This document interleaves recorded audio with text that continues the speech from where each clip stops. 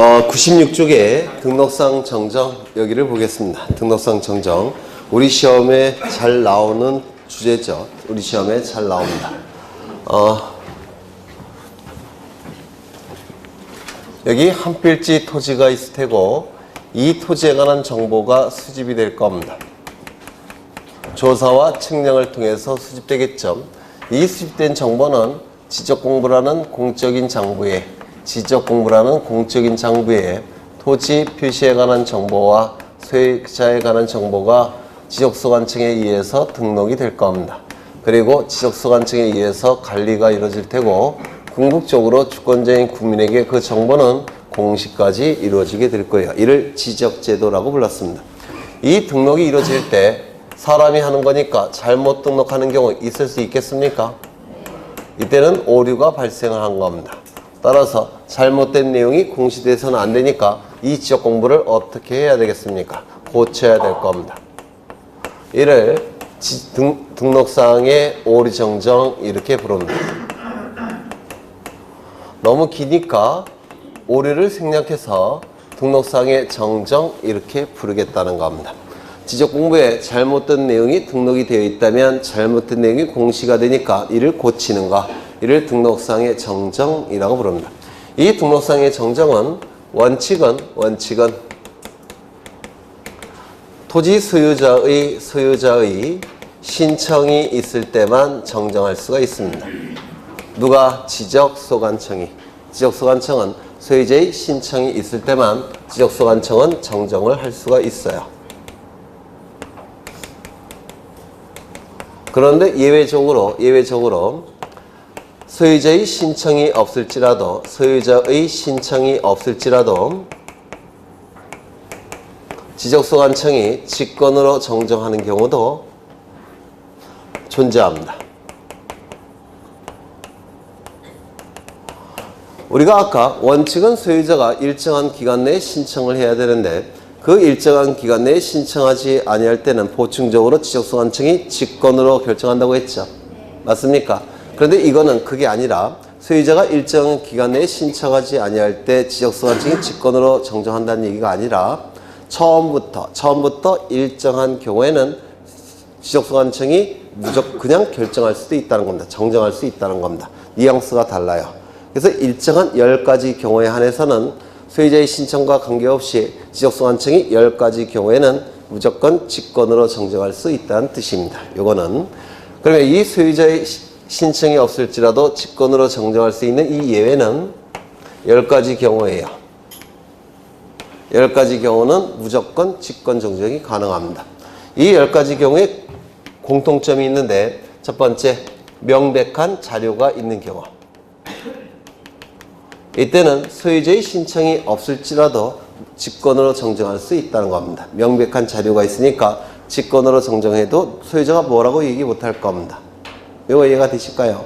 두 번째, 어느 누구에게도 손해가 발생하지 않는다면 이때도 소유자의 신청이 비록 없을지라도 직권으로 정정할 수가 있습니다. 이 두 가지를 다 기억하셔야 돼요. 왜냐하면 이 10가지가 출제가 되는데 이 10가지가 자주 출제가 되는데 이게 두 문자 따서 외울 수 있는 게 아닙니다. 지문이 기니까. 그리고 외울 것도 굉장히 많죠. 그래서 10가지를 외울 수는 없고 이걸 가지고 골라낼 겁니다. 출제가 됐을 때 명백한 자료가 있는 경우, 그 다음에 어느 누구에게도 손해가 발생하지 않는 경우, 이게 공통점이에요. 그래서 이 두 가지를 가지고 출제가 되면 골라낼 겁니다. 그런 식으로 하는 게 암기력을 줄이는 거예요. 좀 기억해 두셔야 됩니다. 이때 소유자의 신청이 있을 때만 지적소관청이 결정한다고 했죠. 그런데 이 지적공부는 누가 관리를 합니까? 지적소관청이. 그러면 오류가 있다는 것을 소유자는 보통은 알까요? 모를까요? 모르겠죠. 그런데 모르는데 어떻게 신청하겠습니까? 그래서 지적소관청은 알려줘야 됩니다. 오류가 있다는 사실을 알려줘야 돼요. 이거 이해가 되십니까? 그래서 이 지적소관청은 소유자에게 사전에 정정 사유를 통지해야만 됩니다. 마스트. 영어로 뭐뭐 해야만 된다라는 뜻이에요. 그래서 사전에 정정 사유를 지적소관청은 토지 소유자에게 반드시 알려야만 됩니다. 그래야지만 소유자는 알 테고 그래야지만 신청이 가능하기 때문에 그렇습니다. 이거 이해가 되실까요? 그러면 사전에 통지를 해서 소유자가 신청을 했습니다. 그래서 지적소관청은 정정을 했어요. 그러면 정정한 이후에, 즉 사후에는 통지할 필요가 있을까요? 없을까요? 없습니다. 알고 싶으면 떼어보면 돼요. 소유자가. 그래서 사후에는 사후에는 통지할 필요가 없다 이렇게 얘기합니다. 이거 이해가 되실까요? 네. 그 다음에 직권에 의해서 정정이 가능하다면 구태여 지적소관청은 토지 소유자에게 정정 사유를 통지할 필요가 있을까요? 없을까요? 없겠죠. 신청이 없어도 정정할 수 있으니까. 따라서 이때는 사전에 통지해주면 좋을 테고 통지하지 아니할 수 있다 이렇게 규정이 되어 있습니다. 통지해주면 좋겠죠. 근데 통지하지 않을 수도 있다는 겁니다. 이걸 좀 기억해 두셔야 돼요. 그렇다면 보통은 통지 안 할 겁니다. 그러면 정정한 이후에는 통지할까요? 안 할까요? 이때는 통지해줘야만 됩니다. 고친 다음에는. 요 관계가 좀 기억되셔야 돼요. 요거 이해가 되실까요? 그렇죠. 그 다음에 신청에 의해서 정정이 이루어질 때, 소유자의 신청에 의해서 정정이 이루어질 때 인접토지의 경계와 면적이 바뀌는 경우가 있습니다. 소유자의 신청에 의해서 정정이 이루어질 때 인접토지가 줄어드는 경우가 있어요. 그러면 인접토지 소유자는 가만히 있을까요? 가만히 안 있을까요? 가만히 안 있겠죠. 난리치겠죠. 따라서 이때는 정정할 수 있을까요? 없을까요? 네? 난리칠 텐데. 예를 들어서 여기 토지가 이렇게 있는데 이 토지의 경계를 이쪽으로 바뀌었다는 겁니다. 정정했다는 겁니다. 그럼 이쪽 토지 소유자는 가만히 안 있겠죠. 난리칠 겁니다. 따라서 이때는 정정을 안 해줘요. 난리칠 테니까. 그렇죠. 그러면 어떻게 해야 되겠습니까? 미리 인접토지의 소유자의 승낙을 받아야 됩니다. 그럴 필요 있을까요? 승낙을 받아서 승낙서가 제출돼야지만 지적소관청은 정정을 해줄 겁니다. 여러분 같으면 승낙할까요? 안 할까요? 안 하겠죠. 그때는 법원에 소송을 제기해서 재판을 걸어서 확정 판결서를 첨부해야 됩니다. 그래서 승낙서를 첨부한다든지 아니면 재판을 걸어서 확정 판결서가 첨부돼야지만 지적소관청은 정정을 해줄 거라는 겁니다. 요거 이해가 되실까요? 안 되실까요? 되시겠죠? 하나 더. 경계나 면적이 바뀔 때, 이거는 경계와 면적이 바뀔 때 이건 정확하게 바꿔야 되겠죠? 뭐가 필요할까요? 측량. 그렇죠. 면적, 경계 좌표는 무조건 측량이 들어가는 겁니다. 그럼 이때 하는 측량을 뭐라고 부르냐면 등록상 정정 측량이라고 부릅니다. 등록상 정정을 위한 측량. 이 정정 측량을 해서 그 성과도가 제출돼야 됩니다. 그래야지만 지적소관청은 정정을 해줍니다. 그런데 만약에 이 성과도를 지적소관청이 가지고 있다라고 한다면 따로 제출할 필요가 있을까요? 없을까요? 없습니다. 이때는 확인으로 대신할 수가 있어요. 그 다음에 중요한 것이 소유자 부분 정정하는 경우 있을까요? 없을까요? 있겠죠. 이것도. 근데 이 소유자 부분은 둘로 나눕니다. 첫 번째, 등기부가 있는 경우, 등기부가 없는 경우. 이렇게 둘로 나누게 돼요. 소유자 부분은 기준이 뭐라고 했습니까? 등기부. 맞습니까? 등기부가 있다면 등기 관련 자료 가지고 정정을 해야 됩니다. 맞습니까? 이 등기부가 있는 경우에는 등기 관련 자료 가지고 정정할 텐데 원칙은 신청이죠. 신청에 의한 정정도 가능하고 그 다음에 등기부라는 명백한 자료가 있으니까 직권 되겠습니까? 안 되겠습니까? 될 겁니다. 그래서 직권에 의한 정정도 가능하게 돼요. 그리고 이 등기부가 있을 때는 등기 관련 자료를 기준으로 정정을 해야 됩니다. 두 번째, 등기부가 없다면 원칙인 신청은 가능해요. 하지만 등기부라는 명백한 자료가 없으니까 직권은 될까요? 안 될까요? 안 됩니다. 당연한 겁니다. 직권은 안 돼요. 이 등기부라는 명백한 자료가 없으니까 신청도 일정한 제한을 받습니다. 어떠한 제한을 받느냐면 이름, 주민번호, 주소 여기에 명백한 오류가 있는 경우 명백한 오류가 있는 경우에 한해서 명백하지 않은 오류라면 이때는 신청도 불가합니다. 명백한 오류가 있는 경우에 한해서 가족관계 등기부가 없으니까 가족관계 등록상 증명서가 첨부가 돼야지만 이걸 기준으로 정정을 해줍니다. 지금 등록상 정정을 보셨는데요. 90%를 보신 거예요. 여러분들이 시험 보기 전에 공부하셔야 될 내용의 90%를 보신 겁니다. 거의 다 보신 거예요. 이게. 그래서 등록상 정정은 여기서 출제가 대부분 이루어집니다. 네. 그래서 이해가 좀 안 되셔도 괜찮아요. 그래서 이해가 되는 것은 기초과정이라고 생각하시고 이해가 안 되면 심화과정 뭐 이렇게 생각하시면 될 겁니다. 네. 여기서 거의 대부분 출제가 됩니다. 그러면 이제 등록상 정정 보셨고 어디를 보시냐면 98쪽을 보십니다. 98쪽. 거기 맨 꼭대기에 행정구역의 명칭 변경 나와 있습니까? 행정구역 명칭 변경. 우리는 지금 여러분들은 철산동에 살고 계시겠죠? 대부분. 맞습니까? 이거 행정구역이에요. 그런데 이 이름이 좀 그래요. 뭔가 좀 저렴해 보이고. 그래서 이름을 바꾸고 싶습니다. 뭘로? 네, 금산동으로. 뭔가 고급스러워 보이죠? 네, 금산동으로. 그러면 지적소관청이 철산동을 금산동으로 바꾸고 싶다고 해서 바꿀 수 있을까요?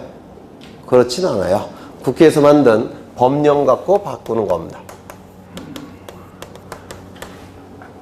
법령을 가지고 바꾸는 거예요. 법령으로 바꾸는 겁니다. 이거 이해가 되실까요? 그러면 바뀌는 시점이 어느 시점일까요? 법령의 효력이 발생하는 시점에 여기 바뀐 거죠. 법령 갖고 바꾸는 거니까. 맞습니까? 그래서 법령의 효력이 발생하는 시점부터 이제 뭐가 되는 겁니까? 금산동으로. 그래서 법령의 효력이 발생하는 시점에 바뀐 것으로 간주하는 겁니다. 지적공부에 철산동으로 기록되어 있다고 하더라도 법령의 효력이 발생하는 시점에 지적공부에 등록된 철산동 그것과 관계없이 어느 시점에 법령의 효력이 발생한 시점에 금산동이 된 겁니다. 이거 이해가 되십니까? 그렇죠. 그러면 지문을 보십니다. 행정구역의 명칭이 변경되었다면 지적공부에 등록된 토지의 소재는 법령의 효력이 발생하는 그 시점에 새로운 행정구역 명칭으로 변경된 것으로 간주하는 겁니다.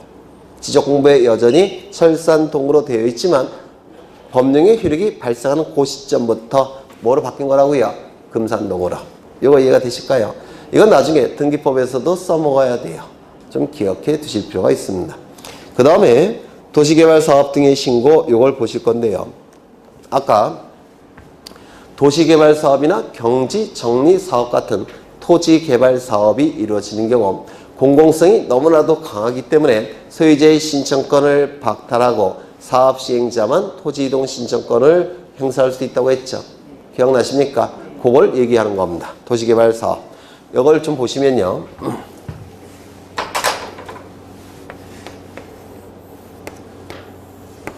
이 지역은 도시지역인데 시간이 워낙 많이 흘러갔고 그리고 도시가 된 다음에 시간이 많이 흘러갔고 토지가 분할합병이 반복이 돼요. 토지의 분할합병이 반복이 되면 처음에 이게 토지들이 제대로 이렇게 바둑판 모양으로 바뀌었다고 하더라도 처음에 만들어졌을 때 분할합병이 반복이 되면 토지들이 이렇게 중구난방으로 이렇게 바뀌게 됩니다. 시간이 많이 흘러가면 이게 난개발이 돼서 이런 식으로 도시지역이 이런 식으로 바뀌어지게 돼요. 이거 이해가 되실까요? 그런데 이 지역에 도시개발 사업을 시행을 하더라는 겁니다. 도시개발 사업이 시행이 되면 토지들이 다시 원상태로 바둑판 모양으로 바뀝니다. 그래서 토지의 모양이 이렇게 바뀌게 돼요.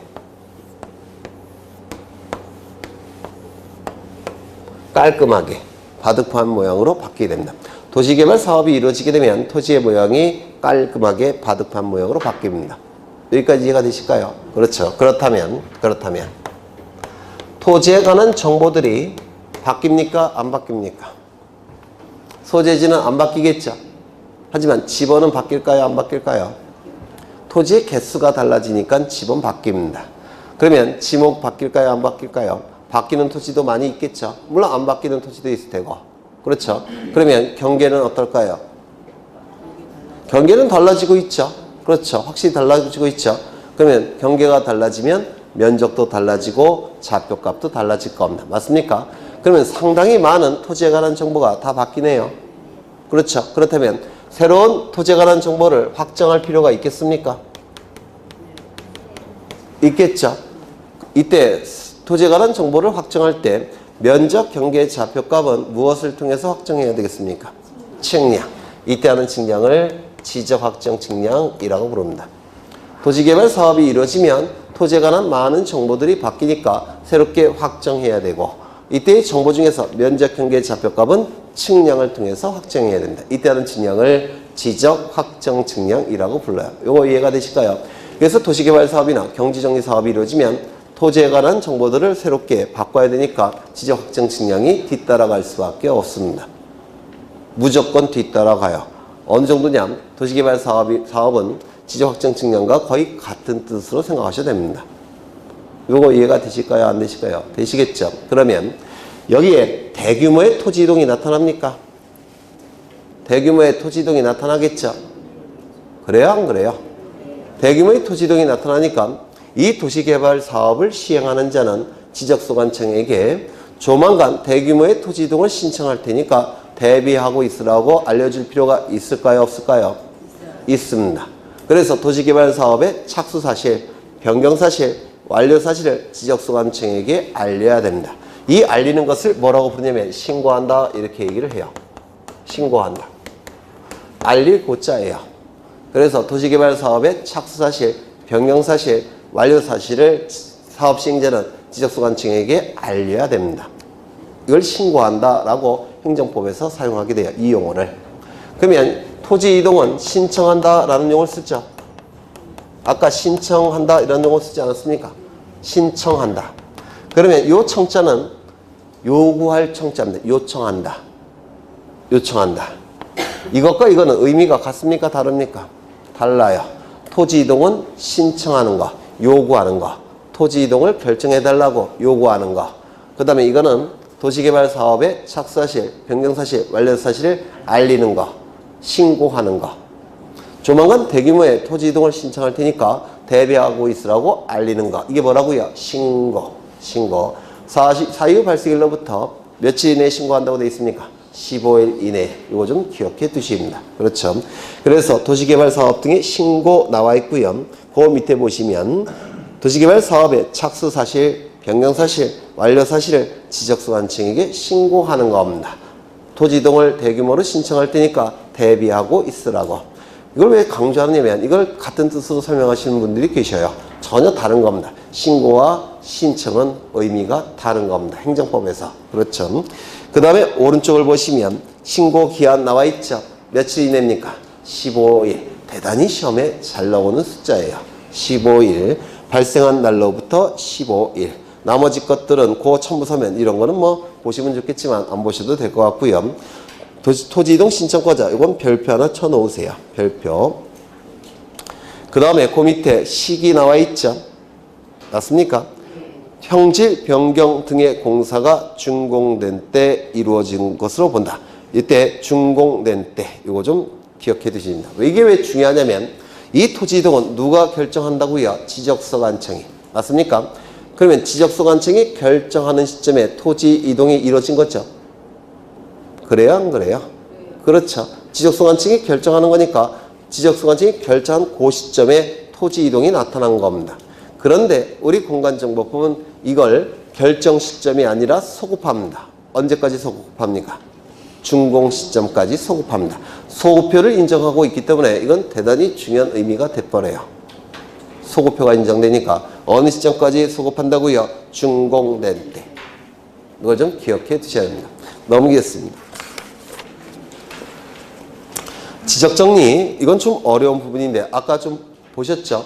이 지적 공부를 정리하는 것을 지적정리라고 얘기하고 지적정리는 두 가지가 있죠. 첫 번째 토지 이동 정리, 두 번째 소유자 정리. 네, 그 정도 보십니다. 넘기겠습니다.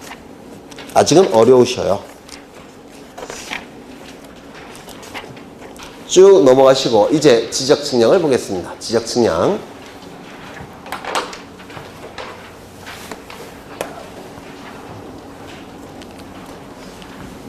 여기 한 필지 토지가 있고 이 토지에 관한 정보가 수집이 될 겁니다. 수집되는 방법은 두 가지가 있다고 그랬죠. 조사와 측량을 통해서 수집이 될 겁니다. 이 수집된 정보는 지적공부라는 공적인 장부에 토지 표시에 관한 정보와 소유자에 관한 정보가 등록이 될 테고, 이 등록된 정보는 지적소관청에 의해서 관리가 이루어질 테고, 궁극적으로 주권자인 국민에게 그 정보는 공시까지 될 겁니다. 이때 정보는 주된 정보가 뭐죠? 토지의 표시에 관한 정보가 주된 정보가 될 테고, 토지의 표시는 소, 지, 면, 경, 좌표가 있을 겁니다. 소는 소재지를 얘기하고, 지는 지번, 지는 지모, 면은 면적, 경은 경계, 좌표값이 있을 겁니다. 부수적으로 소유자에 관한 정보도 수집합니까? 소유자에 관한 이름, 주민번호, 주소가 수집이 될 겁니다. 맞습니까? 이때 이 수집하는 방법은 세 가지는 조사를 통해서 수집하는 것이고, 세 가지는 측량을 통해서 정확하게 수집을 합니다. 여기까지 되셨을까요? 그렇다면 이 측량의 이름이 뭘까요? 이거는 토지 정보죠. 토지 정보를 한자로 뭐라고 했습니까? 지적. 맞습니까? 따라서 이 토지 정보를 수집하는 측량이니까 토지 정보를 수집하는 측량, 지적 측량, 이렇게 얘기를 하겠다는 겁니다. 되셨을까요? 안 되셨을까요? 되셨죠? 그래서 지적 측량을 통해서 면적 경계 좌표값이 수집이 되면 지적소관청은 지적공부에 등록할 겁니다. 뭐를? 면적 경계 좌표값을 등록을 하게 될 겁니다. 그리고 공시가 이루어지게 될 겁니다. 맞습니까? 그런데 지적공부에 등록된 면적 경계 좌표값을 이 토지 위에 복원하는 경우도 있습니다. 면적 경계 좌표값을 토지 위에 복원할 때도 있어요. 이때 복원할 때도 정확한 위치에 복원해야 되겠죠. 따라서 이때도 측량이 이루어집니다. 이때도 측량이 이루어져요. 그래서 등록할 때뿐만 아니라 복원할 때도 지적 측량을 한다. 이걸 기억해 두셔야 돼요. 등록할 때뿐만 아니라 복원할 때도 지적 측량을 하게 됩니다. 이때 이 지적 측량은 누가 할까요? 국가기관이 해야 돼요. 왜냐하면 면적 경계 좌표값은 국가가 통치권을 잘 행사하기 위해서 수집하는 정보죠. 맞습니까? 따라서 국가가 하는 것이 맞아요. 국가기관이 하는 게 맞습니다. 그런데 이놈의 국가기관은 일이 많죠. 속으로는 일이 그러니까 나쁜 평가가 있지만, 겉으로는 그냥, 일이 많은 겁니다. 국가는 바쁘세요. 따라서 이거를 업무를 맡겨놓습니다. 측량 업무를 다 맡겨놔요. 누구에게 맡겨놨냐면, 지적 측량을 수행하는 자에게 맡겨놓습니다. 지적 측량을 수행하는 자라고 불러요.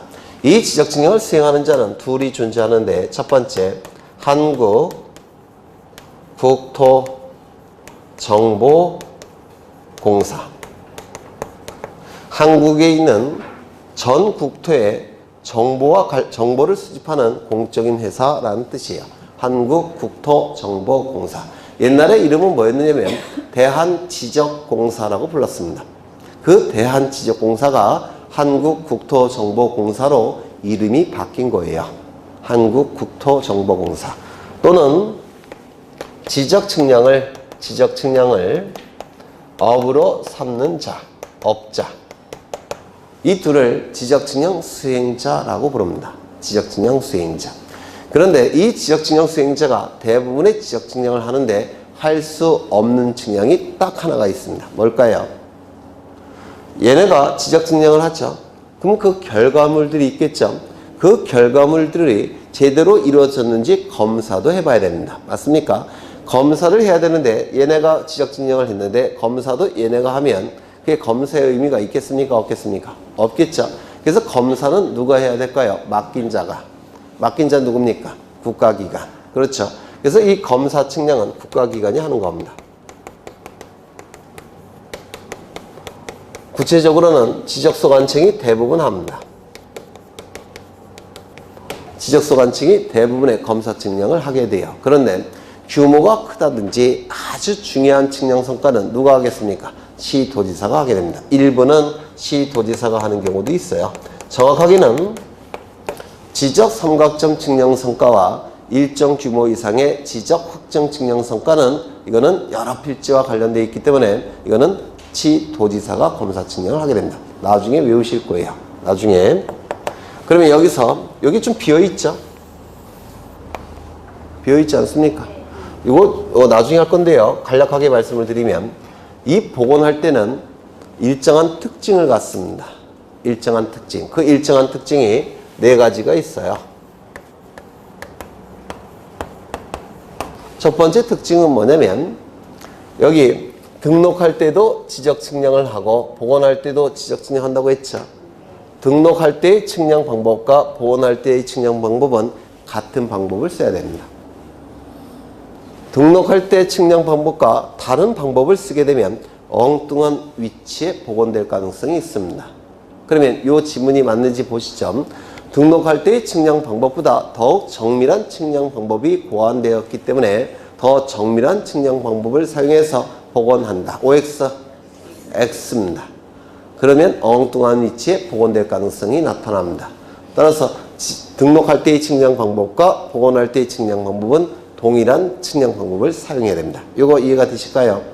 등록할 때 전자평판 측량이라는 방법을 사용해서 등록했다면 복원할 때도 당연히 전자평판 측량 방법을 써야 되지 더욱 정밀한 측량 방법인 경위 측량 방법을 사용할 수는 없다는 겁니다. 이거 이해가 되실까요? 등록할 때와 복원할 때는 같은 측량 방법을 사용한다는 거. 두 번째, 등록할 때는 공시 목적으로 등록하는 거죠. 맞습니까? 따라서 정확한 내용이 공시돼야 되니까 국가기관이 개입해서 검사까지 해야 됩니다. 맞습니까? 검사까지 한 것이 여기에 등록이 될 거예요. 그렇다면 이 등록된 면적경계 좌표값을 여기에 복원할 때 이때는 검사 측량을 또 할 필요가 있을까요? 없을까요? 없습니다. 복원할 때는 보통은 인접토지의 경계의 분쟁을 해결하기 위해서 보통 복원하는 거예요. 그래서 공시 목적으로 하는 게 아닙니다. 복원할 때는. 따라서 두 번째 특징은 뭡니까? 검사 측량을 하지 않습니다. 세 번째는 여기 면적경계 좌표값이 여기에 복원이 될 때 이거 달라집니까? 안 달라집니까? 안 달라지죠. 따라서 지적 정리를 할 필요가 있을까요? 없을까요? 없습니다. 면적경계 좌표값을 저기에 복원할 때 면적 달라집니까? 안 달라져요. 따라서 면적 측정도 할 필요가 없습니다. 여기 4가지 특징이에요. 그냥 들어만 두셔요. 첫 번째 뭐라고요? 들어만 들어라고 해놓고 첫 번째, 등록할 때의 측량 방법과 복원할 때의 측량 방법은 동일한 측량 방법을 쓴다는 거. 이 복원할 때는 공시 목적으로 하는 게 아니니까 국가기관이 개입할 필요가 없습니다. 따라서 검사 측량도 거칠 필요가 없다는 거. 복원할 때 면적 경계 좌표값이 달라지지 않습니다. 따라서 지적 정리도 할 필요가 없다는 거. 그리고 면적도 달라지지 않습니다. 면적 측정도 할 필요가 없다는 거. 이런 4개의 특징을 갖게 돼요. 나중에 상세하게 정리를 할 겁니다. 이러한 복원 단계의 측량은 2가지가 있는데 첫 번째, 경계 복원 측량. 두 번째, 지적 현황 측량. 아직은 어려우셔요. 그냥 이런 게 있다라고 생각하시면 돼요. 그냥. 아직은 외우기는 힘들 겁니다. 그래서 경계복원 측량, 지적 현황 측량이 바로 복원 단계의 측량이라서 4개의 특징을 갖게 됩니다. 여기까지 되셨을까요? 그렇죠. 그러면 이 지적 측량할 때 측량하는 기구가 있겠죠. 측량 기구가 있을 겁니다. 측량 기구는 이런 게 있어요. 첫 번째, 평판. 이 평판이라는 건 뭐냐면 측량하기 위해서는 이렇게 생긴 측량 기구가 평판이라는 건데 여기가 평평한 판이다 그래서 평판이라고 불러요. 평판. 그래서 평판을 이용해서 측량하는 거. 이를 평판 측량이라고 부릅니다. 그런데 요즘은 기술이 발달해갖고 이러한 평판에 컴퓨터 기능을 집어넣는 경우가 있어요. 컴퓨터 기능이 있다면 앞에 이 문구가 붙어요. 전자평판. 또는 측판이라고도 부릅니다. 측량을 위한 평판이라고 해서 측판이라고도 부르고요. 그 다음에 다리가 몇 개일까요? 3개. 다리가 4개면 이게 흔들린대요. 이게 흔들리기 때문에 제대로 이게 측량이 안 된답니다. 그래서 다리가 안 흔들려야 되니까 다리가 무조건 3개여야 돼요. 측량기구는 5개는 흔들릴까요? 안 흔들릴까요? 그때도 흔들려요. 그래서 3개만 넘어가면 이게 흔들립니다. 측량기구가. 그래서 측량기구는 다 다리가 3개예요. 이거 이해가 되실까요? 이게 최초의 측량기구라서 이걸 산발이라고도 부릅니다. 평판, 측판, 산발이 이렇게 불려요. 이걸 이용해서 측량할 때 평판 측량이라고 부릅니다. 하지만 요즘은 다 전자평판을 씁니다. 기술이 발달해갖고, 네. 이 평판 측량은 도면에 경계를 그릴 때 사용하는 측량입니다. 도면에 경계를 그릴 때 사용하는 측량. 두 번째,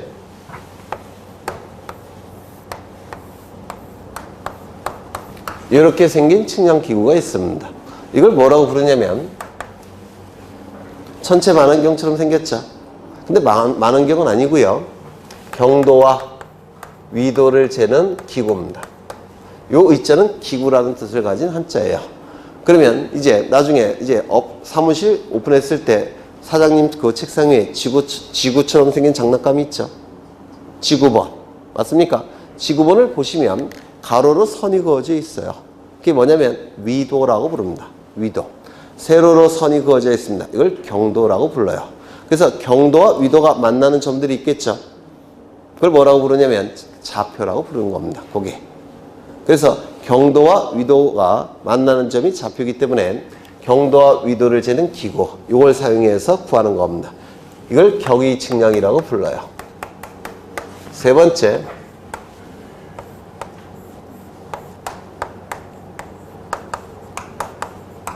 이렇게 생긴 측량기구가 있습니다. 사진기처럼 생겼죠? 사진기는 아니고요. 전파기, 강파기라고 부릅니다. 토지를 측량할 때 조금 이따 보실 건데 여기에 토지가 이렇게 있다면 요 점을 지상경계점이라고 부릅니다. 지표상에 있는 경계점이라고 부르는데요. 여기에 이러한 표지를 설치합니다. 이를 지상경계점 표지라고 불러요. 여기서 전파나 강파를 쏩니다. 전파를 쏘면 전파기, 강파를 쏘면 강파기. 여기서 전파나 강파를 써서 여기서 부딪혀서 돌아옵니다. 돌아온 것을 캐치해서 시간과 속도를 가지고 거리를 구하는 측량기구입니다. 여기서 전파나 강파를 써서 경계점 표지에 여기 충돌해서 돌아오는 시간과 속도를 가지고 거리를 구하는 측량이에요. 뭐가 전파기, 강파기 측량. 이게 전파를 쏜다면 전파기, 강파를 쏜다면 강파기 이렇게 부르는 겁니다. 거리를 구하는 측량기구입니다. 그 다음에 네 번째, 미리 말씀을 드리지만 고래는 아니에요. 뭘까요? 비행기. 잘 그렸나 보네. 비행기에서 아래쪽을 촬영합니다. 사진으로. 사진을 촬영해서 사진 가지고 측량하는 거. 이를 사진 측량이라고 불러요. 사진 측량. 그리고 마지막으로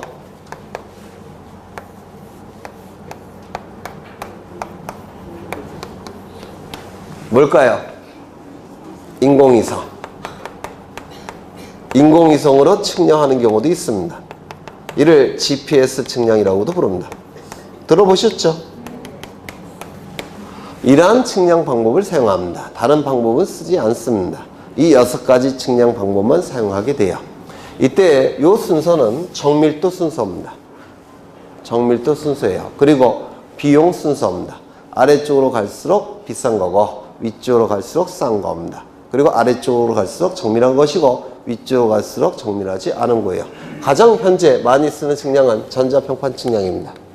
하지만 요 일부는 이것도 사용하게 돼요. 그리고 나머지는 너무 비싸서 잘 사용을 안 합니다. 요거 되셨을까요? 안 되셨을까요? 되셨죠? 네. 대략적으로 아시면 돼요. 그러면 이러한 측량 기구를 통해서 토지를 어떻게 측량하느냐면 지금 이러한 토지가 존재합니다.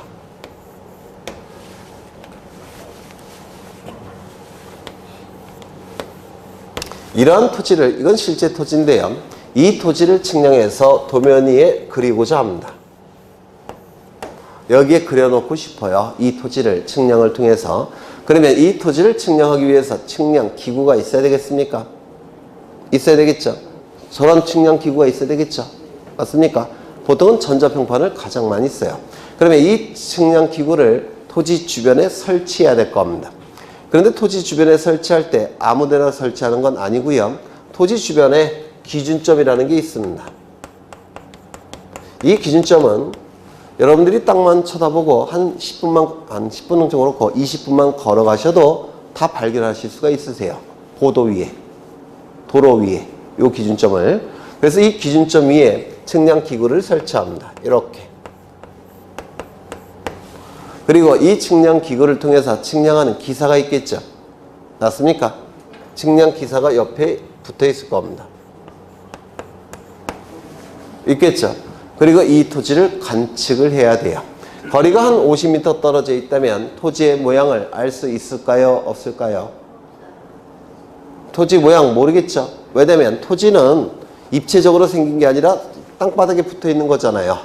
따라서 한 50m만 떨어져도 토지의 모양을 알 수가 없습니다. 이거 이해가 되십니까? 담장이 없다면. 그렇죠. 그래서 토지의 모양을 명확하게 하기 위해서 이 지점에다가 이를 지상경계점이라고 부릅니다. 지상경계점. 이 지상경계점 위에 표석을 설치합니다. 이렇게. 그러면 토지의 대략적인 모양을 알 수 있습니까? 있겠죠. 그래서 이걸 경계점 표지라고 불러요. 이 경계점 표지를 설치해서 이제 이 측량기구를 통해서 관측합니다. 이렇게 관측을 해요. 그리고 여기도 관측을 합니다. 이렇게 관측을 한다는 겁니다. 되셨을까요?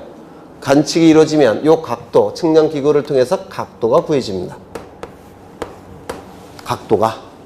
여기까지 되셨습니까? 이 각도를 이용해서 이런 거 들어보셨습니까? 사인 세타, 코사인 세타, 탄젠트 세타. 이런 거 들어보셨을까요? 중고등학교 때 기억이 안 나실 뿐이지 들어보셨을 거예요. 이게 뭐냐면 삼각함수라는 겁니다. 이 삼각함수를 이용해서 이 부분을 구해낼 수가 있습니다. 이 부분을. 되셨을까요? 이 부분과 이 하얀색은 같은 거죠. 맞습니까? 이게 구해지면 일정한 비율로 축소해서 여기다가 그립니다. 이렇게 그립니다. 그러면 이제 이것도 구할 수 있겠습니까? 있겠죠? 그럼 일정한 비율로 축소해서 그립니다. 이것도 같은 방법으로 구할 수 있겠죠? 그래서 일정한 비율로 축소해서 그립니다. 이것도 마찬가지입니다. 일정한 비율로 축소해서 그리게 돼요. 이게 바로 지적 측량의 방법입니다. 되셨을까요? 그러면 이때 이 모양은 무슨 모양입니까? 네? 삼각형이죠. 따라서 삼각형을 이용해서 측량한다고 해서 이 측량 방법을 삼각측량이라고 부릅니다. 삼각형을 이용해서 측량한다고 해서 삼각측량이라고 불러요. 여기까지 되셨을까요? 그렇죠. 그렇다면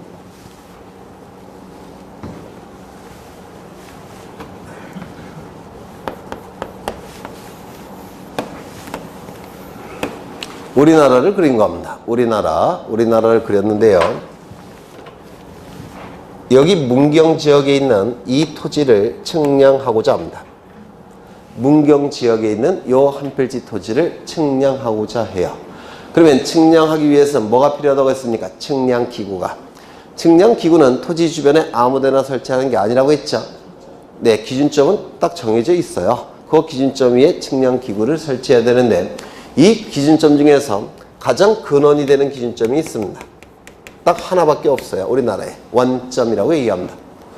가장 근원이 되는 기준점. 원자는 근원 원자예요. 이 근원이 되는 기준점은 어디에 있느냐면 이 지역에 있습니다. 여기가 어디냐면 경기도 수원시 영통구 원천동 국토지리원 안에 원점이라는 기준점이 설치되어 있습니다. 경기도 수원시에 있어요. 영통에. 그러면 여기다가 측량기구 설치할 겁니다. 측량기사가 있겠죠. 그리고 이 지상 경계점에 뭘 설치합니까? 경계점 표지를 설치할 겁니다. 이렇게. 맞습니까? 그래서 관측을 하게 될 겁니다. 이거 관측할 수 있어요, 없어요? 네. 경상북도 문경 지역이에요. 없죠. 너무 머니까. 저 혼자 떠드는 건가요? 네. 너무 머니까 관측이 안 될 겁니다. 중간에 산도 있고 빌딩도 있고 이거 볼 수도 없죠. 그래서 이 기준점 갖고는 토지를 측량하기 힘듭니다. 그러면 이 기준점 말고 또 다른 기준점이 필요합니다. 그래서 기준점을 여러 개 설치해 놓습니다. 나라에서. 이렇게. 그러면 여기다가 측량 기구를 설치할 테고 여기 측량 기사가 있을 겁니다. 그러면 측량할 수가 있을 때도 있고 없을 때도 있을 거예요. 이 기준점의 이름이 뭐냐면 지적삼각점이라고 부릅니다. 이 지적삼각점은 2에서 5km마다 설치해 놓습니다. 이 지적삼각점이라는 기준점은 토지 정보를 수집하기 위한 삼각 측량의 기준점이란 뜻입니다. 토지 정보를 수집하기 위한 삼각 측량의 기준점. 뭐라고 부른다고요? 지적삼각점. 그런데 이 지적삼각점은 2에서 5km마다 설치가 되어 있으니까 요 거리가 2km 정도가 될 수도 있습니다. 맞습니까? 그러면 관측할 수 있겠습니까? 없겠습니까? 있어요. 2km인데 뭐 소모주나 600만 불 사나이도 아닌데 안 보여요. 2km 정도 떨어지면. 아, 여러분들은 보이셔요? 2km인데 안 보입니다. 따라서 이 기준점 말고 또 다른 기준점이 필요합니다. 너무 거리가 떨어질 수도 있으니까.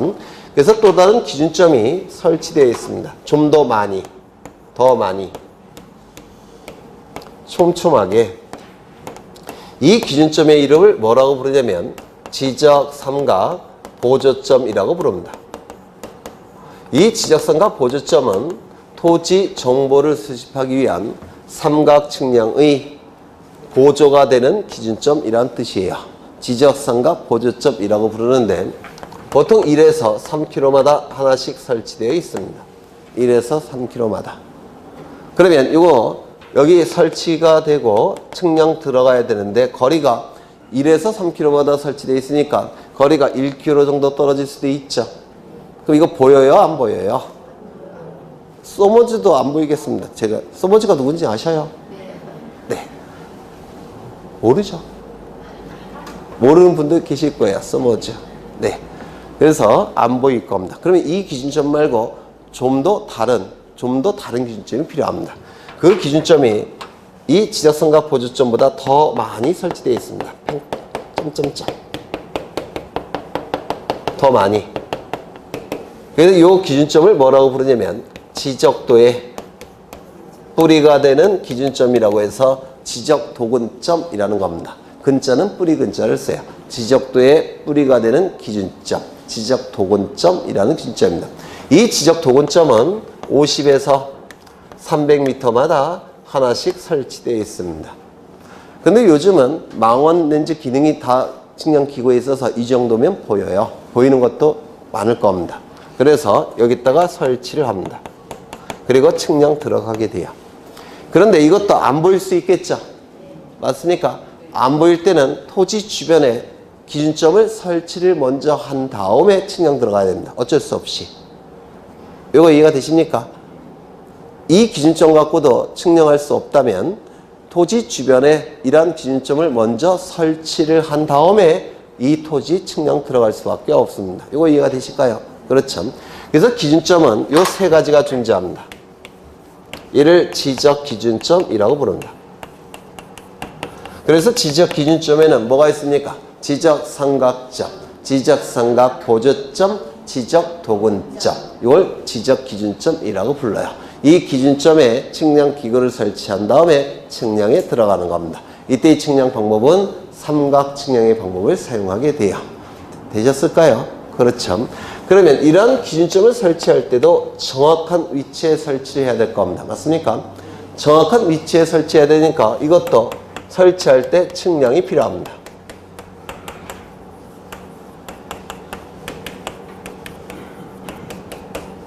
이런 기준점을 설치할 때도 측량이 필요해요. 그러면 이런 기준점을 설치할 때 하는 측량이 뭐냐면 지적 삼각점을 설치할 때 하는 측량을 지적 삼각점 측량 또는 지적 삼각 측량이라고 부릅니다. 이거 설치할 때 하는 측량을 지적 삼각 보조점 측량 또는 지적 삼각 보조 측량이라고 불러요. 이 기준점을 설치할 때 하는 측량을 지적 도근점 측량 또는 지적 도근 측량이라고 부릅니다. 이 세 개의 측량 방법을 뭐라고 부르냐면 지적 측량의 가장 기초가 되는 측량이라고 해서 기초 측량이라고 부릅니다. 지적 측량의 가장 기초가 되는 측량이라고 해서 기초 측량이라고 부르고요. 이 토지의 면적 경계 좌표값을 수집하는 측량을 뭐라고 부르냐면 토지에 관한 세부적인 정보를 수집하는 측량이라고 해서 세부 측량이라고 부릅니다.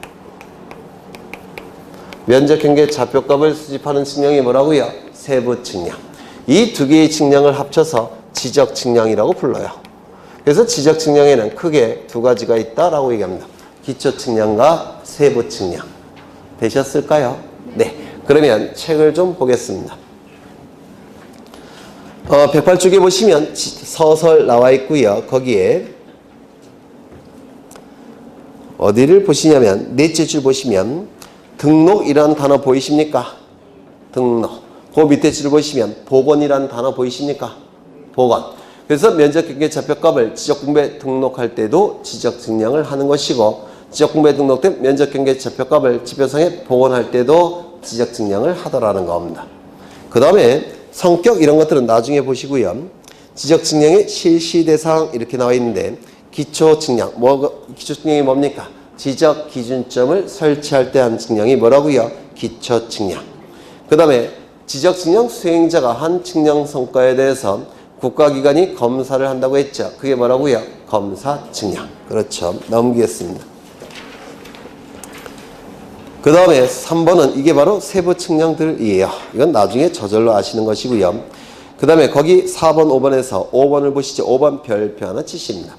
대단히 중요한 측량인데요. 지적 현황 측량이라는 겁니다. 이거는 요 자체로 출제가 될 수가 있어요. 이건 나중에 설명을 드릴 겁니다. 아직은 좀 어려우시니까. 그 다음에 측량의 기초. 이거는 제가 그냥 이거는 그냥 안 보셔도 될 것 같아요. 그 다음에 111쪽을 보시면 지적 측량의 구분 나와 있죠. 기초 측량과 한 페이지 넘겨보시면 세부 측량이 있습니까?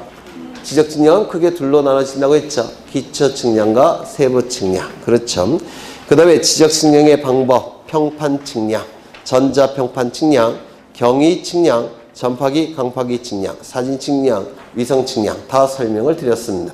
측량은 요 측량 방법만 사용할 수가 있습니다. 다른 방법은 사용할 수가 없어요. 그래서 더 정밀한 측량 방법이 있다고 하더라도 이러한 측량 기구만을 사용할 수 있다는 겁니다. 그 다음에 지적 측량의 절차. 이건 대단히 중요한데요. 왜냐하면 지적 측량에서 대부분 이 절차에서 출제합니다.